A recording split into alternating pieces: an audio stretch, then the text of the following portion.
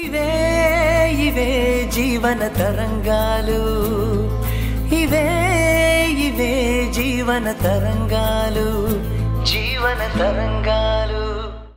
నిజం చెప్పు, నాలాంటి అర్థం పర్థం లేనివాడికి ఒక కూతురుగా ఆప్యాయతను పంచటం సాధ్యమా? కుదరదు.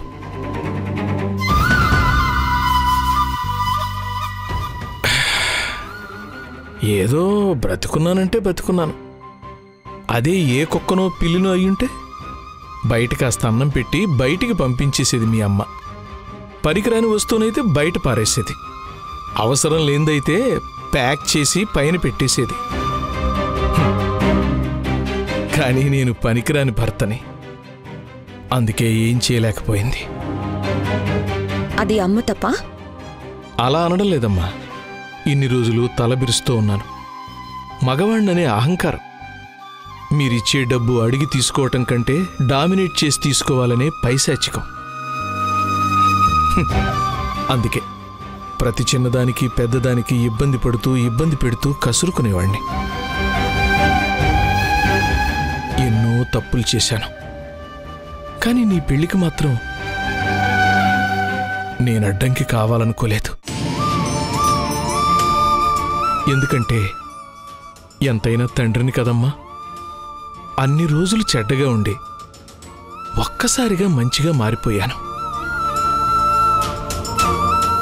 దాంతో నా దిష్టి నాకే తగిలిందేమో. నా మంచితనం వికటించింది. నీ పెళ్లి ఆగిపోవటానికి నేను కారణమయ్యాను. జరిగిపోయింది కదా, వదిలేండి నాన్న. నన్ను చెప్పనివ్వు కీర్తి. అమ్మా, రేపటి నుంచి కనిపిస్తానో లేదో. అంటే నీ పెళ్లి చెడిపోకముందు నేను వేరు. నాలా పని పాట లేకుండా బాలాదూరు తిరిగేవాణ్ణి. ఎవరైనా సరే నోటి దురుసుంటే బతికేయచ్చు. అతిగా ద్వేషం చూపిస్తే చాలు.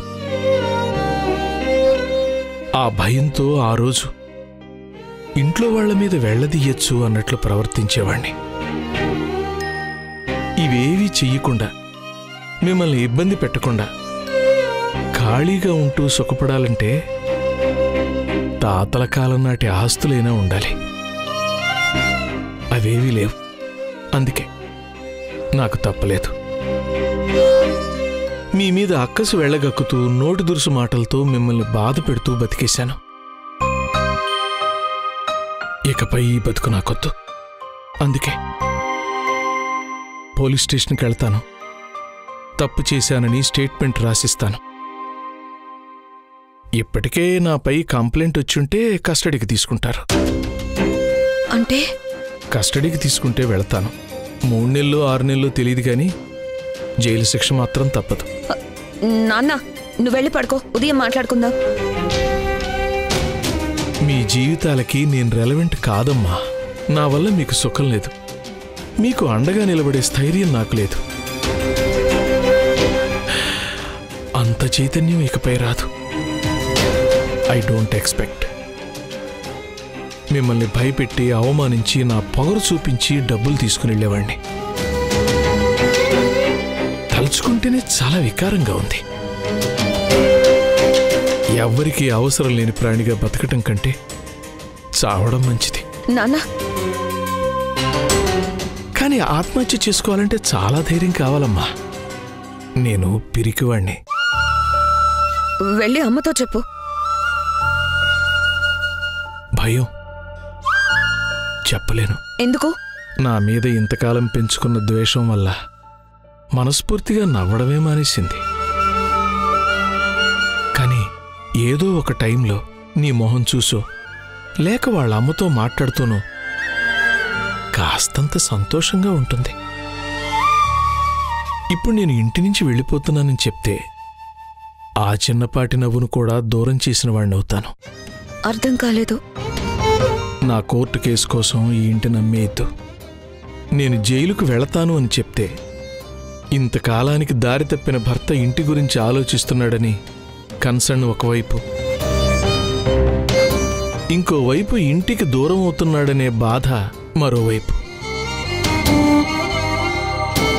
జరగచ్చు తనకి. దానివల్ల మీ అమ్మని ఇంకా బాధ పెట్టిన వాడిని అవుతాను. అలాంటప్పుడు నువ్వు వెళ్ళిపోయేది అమ్మతో చెప్పమని నాకెందుకు చెప్తున్నావు?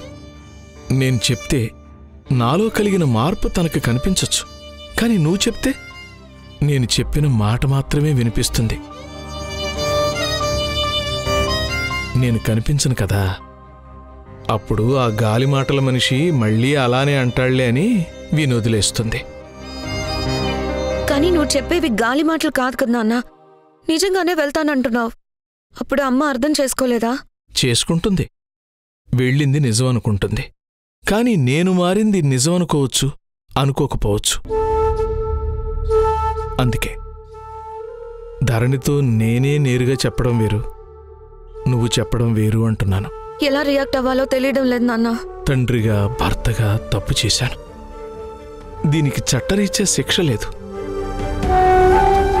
కనీసం ఇప్పుడైనా ఈ శిక్ష అనుభవిస్తే నా తప్పుకి ప్రాయశ్చిత్తం అవుతుందని నా మనసు చెప్తోంది. నాకేం చెప్పాలో తెలియట్లేదు నాన్న.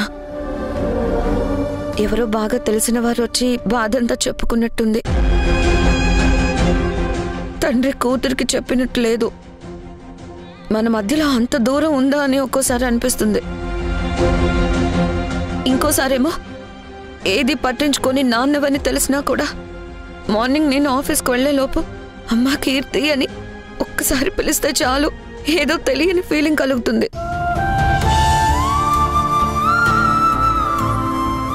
అది ఎలాంటి ఎమోషనో మీకు చెప్పలేను, కానీ అది నాకు చాలా హ్యాపీనెస్ ఇస్తుంది నాన్న. మీరు అలా పిలవడం మిస్ అయినప్పుడు కళ్ళల్లో నీళ్లు తిరుగుతాయి. ఆ అనుభూతి మీతో పంచుకోవాలని కాలేజ్ నుంచి ఇంటికి తిరిగి వచ్చేలోపు మీరేమో డబ్బు కోసం అమ్మతో గొడవ పడ్డారని అర్థమవుతుంది. అప్పుడు అమ్మ బాధపడుతుంటే మీ మీద పట్టరాని కోపం వచ్చేది. ఆ సమయంలో అమ్మ నేను అనుభవించే నరకయాతను గుర్తొస్తే మాత్రం మీరు రేపటి నుంచి ఉండనని చెప్తుంటే చిన్నప్పటి బాధ కూడా కలగడం లేదు. ఎవరో పరిచయం ఉన్నవారు ఈ రోజున్నారు, రేపటి నుంచి ఉండరనే ఫీలింగ్ కలుగుతుంది. ఐఎమ్ సారీ అమ్మా. అలాని మీ మీద పూర్తి ప్రేమ లేదని కాదు, కానీ మా ఎమోషన్స్ని తెగిన గాలిపటంలా ఒక ఊగిసలాటలోకి నెట్టేశారు నాన్న. మీరు చేసిన అప్పు కట్టే వరకు ఒకలా, మీరు చేసిన తప్పులు దిద్దే వరకు ఇంకోలా బిహేవ్ చేసేవారు. మీ అవసరాన్ని బట్టి ఒక్కొక్క రోజు ఒక్కొక్క మూడ్లో ఉండేవారు నాన్న. అదంతా నా తప్పే. బరువు బాధ్యతలు తీసుకోకపోతే ఎవరైనా భారంగానే చూస్తారు. కానీ మీరు ప్రేమ చూపించేందుకు చాలాసార్లు ట్రై చేశారు. కానీ నేనే రిసీవ్ చేసుకోలేకపోయాను. ఖాళీగా ఉన్నవాడిపై జాలి చూపిస్తున్న ప్రేమ అని లేనిపోని ఇగోలతో మిమ్మల్ని చాలా ఇబ్బంది పెట్టాను.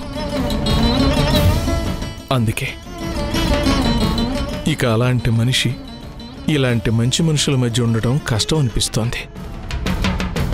అందుకే మార్నింగ్ వెళ్తాను. ధరణికి ఇప్పుడే చెప్పొద్దు. నేను వెళ్ళాక చెప్పడం నీ బాధ్యత. ఇన్నేళ్లు గడిచాక ఇప్పుడిలా వెళ్ళడం వల్ల ఏం ప్రయోజనం ఉంటుంది నాన్న? ప్రయోజనం కోసం కాదమ్మా, పశ్చాత్తాపంతో వెళ్తున్నాను. మానసికంగా నా దృష్టిలో నేను మారాలని వెళుతున్నాను. నాన్న మళ్ళీ తిరిగి వస్తారు కదా? నాలోని నిర్లక్ష్యాన్ని గెలిచొస్తాను. బ్రతుకు విలువను ప్రేమించటం అలవాటు చేసుకుని వస్తాను. ఏదో చిన్న కోరిక, వెనక్కి తిరిగొచ్చాక మీతో కలిసి బతకచ్చేమోనని. ఏమవుతుందో చూద్దాం.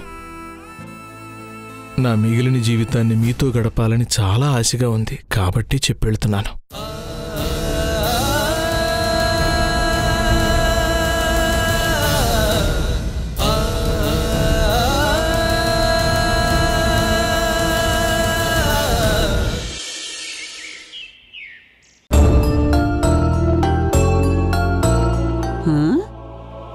భరణి, ఆ మీ ఆయన ఎక్కడే కనిపించడం లేదు.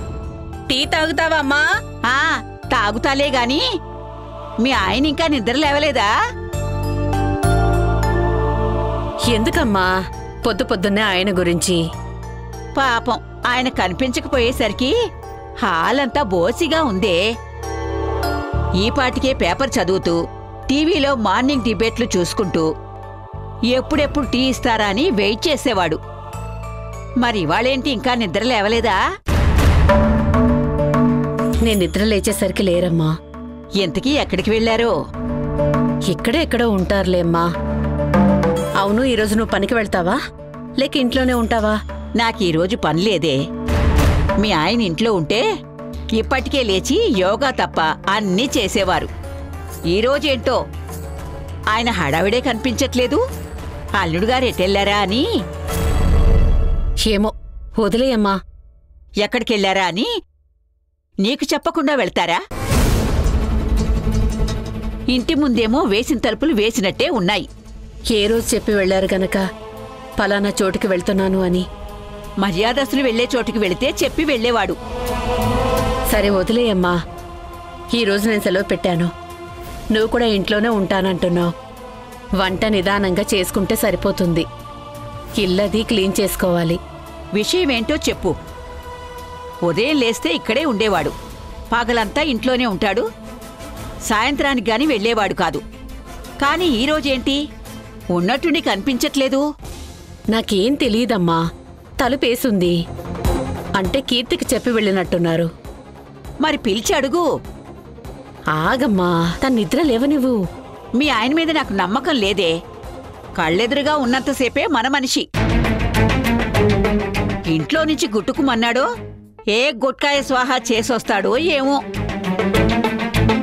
కన్ను మూసి తెరిచేలోపు కనిపించట్లేదంటే నాకేదో అనుమానంగా ఉంది. ఏం వెలగబెట్టడానికి వెళ్ళాడో ఏమో. తర్వాత అది మన మెడకే చుట్టుకుంటుంది. నా భయం నాది. అమ్మా, ఈ ఇంట్లో ఎప్పుడో చుక్క తెగిపడ్డట్టు మంచి జరుగుతుంది. జరిగితే జరగనివ్వు. చెడు జరగడం కంటే ఏదీ జరగకపోతే చాలు అనుకునే పరిస్థితి మనది. అందుకే చిన్న మార్పైనా కంగారుగా ఉంటుంది. ఈయన సాయంత్రం బయటికెళ్లడం మానేశారు. వారం రోజులుగా కార్డ్స్ ఆడటం లేదు, తాగడం లేదు. సంతోషించాలి కదా. కానీ ఎందుకో భయం వేస్తోంది. తప్పో ఒప్పో కీర్తి పెళ్ళాగిపోయినప్పటి నుంచి ఈయన మారారు. ఇన్ని రోజులు ఆయన చేసిన చెడే చూశాం. మార్పు వచ్చిందంటేనే భయం. తెల్లవారక ముందే నిద్రలేచారు. మళ్ళీ నేను నిద్రలేచి చూసేసరికి కనిపించటం లేదు. బ్రహ్మముహూర్తంలో నిద్ర లేచాడు అంటే ఏదో బ్రహ్మాండం బద్దలే పని చేయబోతున్నాడన్నమాట. అలా ఏం చేయర్లేమ్మా. ఇన్నేళ్ల సావాసంలో నిన్ను వనవాసం పంపించడం తప్ప అన్ని బాధలు పెట్టాడు మీ ఆయన. ఆయన్నింకా నమ్ముతున్నావా? నువ్వు అడగాల్సింది ఎటెళ్తున్నావు అని. నాకే డౌటు రాలేదు. తెల్లవారాక నేను లేచి చూసేసరికి ఆయన కనిపించలేదు. అంతా వెతికాను, ఎక్కడా లేరు. తలుపు వేసుంది. అంటే ఆయన బయటికి వెళ్లిన సంగతి కీర్తికి తెలుసుంటుందని అనుకున్నాను. తన్ను అడగాల్సింది కదా. ఏదైనా చెడ్డ విషయమైతే ఎంత వెయిట్ చేస్తే అంత మేలు. ఎంత నిదానంగా చెవిలో పడితే నాకంత మంచిది.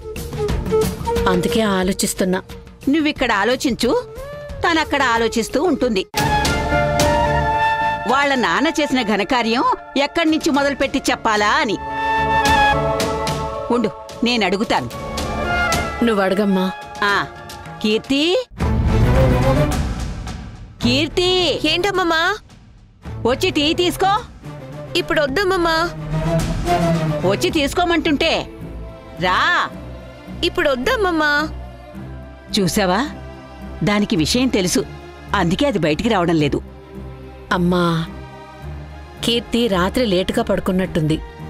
కీర్తి, రాత్రి లేటుగా పడుకున్నావా? లేదమ్మా, త్వరగానే పడుకున్నా. సరే, వచ్చి టీ తీసుకుందు గానిరా. Okay. God says the truth, but wait for the right time. మీ ముఖంలో ఈ నవ్వు చూసి చాలా రోజులైంది. జీవితంలో నవ్వనేది ఒకటి ఉందని నేను చాలా రోజులుగా మర్చిపోయాను. డిపార్ట్మెంట్ 7 సంవత్సరాలకి నోటీస్ ఇచ్చిందన్నారు. మీకు వచ్చే జీతం ముందే చూపించుంటారు. అయితే ఫిక్స్డ్ డిపాజిట్లు ఏ సంవత్సరం ఏవి చేశారో అవి మాత్రం చూపించండి.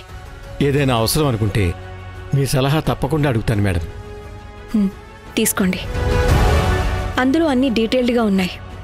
మీకు అర్థం కానిది ఏదీ ఉండదు. చట్ట ప్రకారం ఎంత ఆదాయానికి ఎంత ట్యాక్స్ అనేది క్లియర్గా ఉంది. రఘురామ్ ఫైనాన్స్లో డిపాజిట్లు బినామీల పేరిట అడ్జస్ట్ చేయటం గురించి రాయండి. Okay madam. అదేంటి ఇంత సడన్గా మీలో ఇంత మార్పు? తప్పించుకోవడానికి తప్పుల మీద తప్పులు చేయాల్సి వస్తుంది. అది నచ్చలేదు మేడం. లెక్చరర్గా జాబులో చేరాక పెళ్ళైంది. ఆ తర్వాత జీతం వచ్చేది. నెల గడవక ముందే అయిపోయేది. ఏమీ మిగిలేవి కావు. అలా అని డబ్బు మీద పెద్దగా ఆశ కూడా లేదు. పిల్లలు లేరు. ఆ టైంలో ఒంటరిగా గడపలేక ట్యూషన్స్ మొదలుపెట్టాను. ఇది కేవలం వ్యాపకం కోసమేనా? సబ్జెక్ట్ తెలుసు, డిమాండ్ పెరిగింది. ఈ 10 సంవత్సరాల్లో వెతుక్కుంటూ స్టూడెంట్స్ వచ్చారు. ట్యూషన్కి వచ్చేవారి సంఖ్య ఏటేటా బాగా పెరిగింది. మొదట్లో ఇంత ఫీజు ఛార్జ్ చేయాలనుకోలేదు. కానీ డిమాండ్ పెరుగుతుంటే ఇంత ఫీజు అని ఫిక్స్ చేశాను. అది ఓకే, కానీ ట్యాక్స్ కట్టకపోవటం తప్పనిపించలేదా? పెద్దగా ఆలోచించలేదు మేడం. అయితే కూడబెట్టిన డబ్బుల వ్యామోహంతో ట్యాక్స్ ఎగవేయాలని ఎప్పుడూ అనుకోలేదా? అసలు నేను చేస్తున్నది తప్పన్న సంగతి మీరు రైడ్ చేశాక తెలిసొచ్చింది. ఇంత చిన్న వాటిని నన్ను డిపార్ట్మెంట్ పట్టించుకోదనుకున్నాను. కానీ నీలకంఠం ప్లాన్ ప్రకారం ఇరికించాడు. ఇప్పుడు కేసు నుంచి విడిపించడానికి ఇంకో తప్పు చేయాలంటున్నాడు. నా వల్ల కాదని చెప్పాను మేడం. కానీ మీరుగా నిలబడితే నీలకంఠానికి కోపం వస్తుంది కదా. తాండవం చేస్తాడు. అతని పరిస్థితి తలుచుకుంటే నాకు నవ్వొస్తోంది. ఆశపడకుండా సఖ్యతగా బతకడంలో ఉన్న సంతోషం వేరు. అదే ఆశపడి అతని చేతిలో చిక్కుకుంటే ఉక్కిరిబిక్కిరవుతూ బతకాలి. సుఖంగా ఉన్న క్షణాల్లో సంతోషంగా ఉన్న క్షణాలు చాలా తక్కువ. ఇప్పుడు నాకు సుఖం వద్దు, సంతోషం చాలు అనుకుంటున్నాను. ఈరోజు నాకు చాలా ఆనందంగా ఉంది మేడం. ఇప్పటివరకు ఈ కేసు విషయంలో నేను చేసిన పని మంచిదో కాదో అని ఒక చిన్న అనుమానంతో మనసు ఊగిసలాడేది. ఈ కేసు తర్వాత నాకు కావలసిన వాళ్ళు దూరం పెట్టడంతో నేనింకా కఠినంగా మారిపోయాను. నేనే మీకు కృతజ్ఞతలు చెప్పాలి. ఇప్పుడు నాకు చాలా సంతోషంగా ఉంది. ఇది పర్సనల్ ఎమోషన్ కావచ్చు, కానీ షేర్ చేసుకుంటున్నాను. మీ మీదిచ్చిన కంప్లైంట్ వాపస్ తీసుకుంటాను. నిజమేంటో రాసిస్తాను. థ్యాంక్స్. అవును మేడం, కీర్తి పెళ్లి ఆగిపోయింది. రాజశేఖర్ ఇల్లు విడిచి వెళ్ళాడు. పుష్పకు విడాకులయ్యాయి. వీటన్నిటికీ ప్రత్యక్షంగానో పరోక్షంగానో కారణం నేను. ఆ బాధ నేను బతుకున్నంతకాలం ఉంటుంది. నా మోసాలు, అబద్ధాలు అవకాశం వచ్చినప్పుడు చెప్పుకోవాలని చెప్తున్నా. మనసులో కొంతైనా భారం తగ్గుతుంది మేడం. అప్పటి వరకు జరిగిన దానికి క్షమించండి మేడం.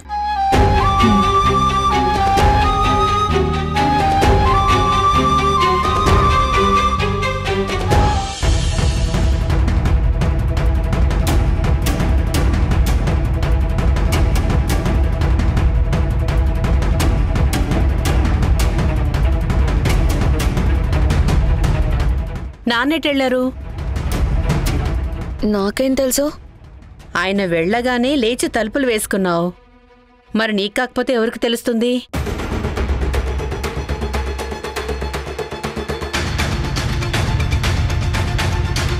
ముప్పై ఏళ్లు పూర్తిగా కూర్చుని తిన్నాడు, సరిపోలేదా?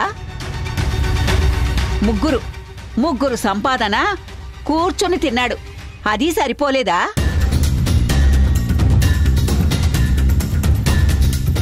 ఇక మిగిలినవి ప్రాణాలు, అవి కూడా తీసుకుపోమ్మని చెప్పు.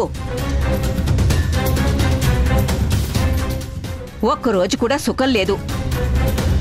కష్టపడి నీకు పెళ్లి సంబంధం తెస్తే దాన్ని చెడగొట్టి పెట్టాడు. 50,000 అప్పు తీసుకున్నానని అబద్ధం చెప్పాడు. దేవికా పేరు మీదే తీసుకున్నాడు. ఎంతైనా సరిపోవడం లేదా ఆయన జల్సాలకి? ఎవరెవరికో ఏవేవో జబ్బులొస్తాయి, ఇతనికి మాత్రం ఏమీ రావు. దేవుడు గొప్పోడే, గట్ట ఆయుష్ ఇచ్చాడు ఇంట్లో వాళ్ళని పీక్కు తినడానికి. మనకు ఆయుష్ తగ్గించినా ఈ బాధ తప్పేది. ఏం చేస్తాం, కర్మ. అమ్మమ్మ, నాన్నని తిట్టకు. లేదే, దుమ్మెత్తి పోస్తాను, కడుపు కాలిపోతుంది. ఆయన నాకు నాన్న, ఆయన తిడుతుంటే నేను వినలేను. అమ్మా, నువ్వు కాసేపు ఆగుతావా? కీర్తి, విషయం ఏంటో చెప్పు.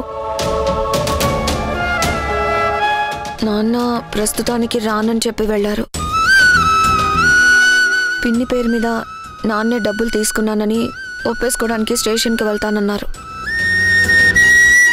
చట్ట ప్రకారం శిక్ష పడితే 3 నెలలో 6 నెలలో జైలుకు వెళ్తానని చెప్పి వెళ్లారు.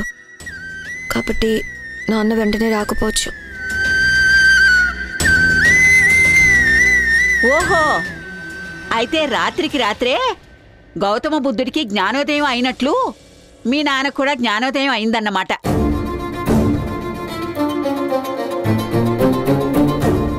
ఆ బుద్ధుడు అర్ధరాత్రి రాజ్యము, భార్య, పిల్లల్ని వదిలేసి వెళ్ళిపోతే ఈ ప్రబుద్ధుడు అన్నీ తీసుకుని వెళ్ళిపోయాడు.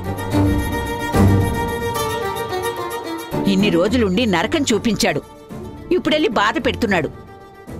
నీకెందుకమ్మమ్మ అంత బాధ? బాధ కాదా? అందరూ అడుగుతారే మీ అల్లుడెక్కడా అని.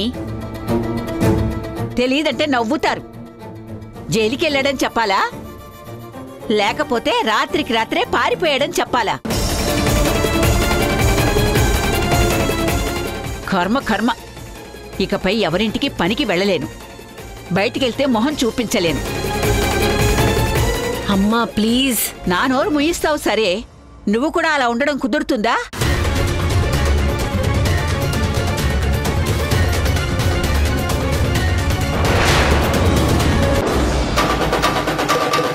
హలో, ఏం దరిద్రపు జాతకమే నీది? నువ్వు చేసిన పనికి మాలిన పనికి కీర్తి పెళ్లి ఆగిపోయింది. నిజానిజాలని తవ్వి తీసి అందరి మనసులపై గుణపాలతో గాయం చేశావు. ఎవరికీ నిద్ర లేకుండా చేశావు పాపిష్టిదానా.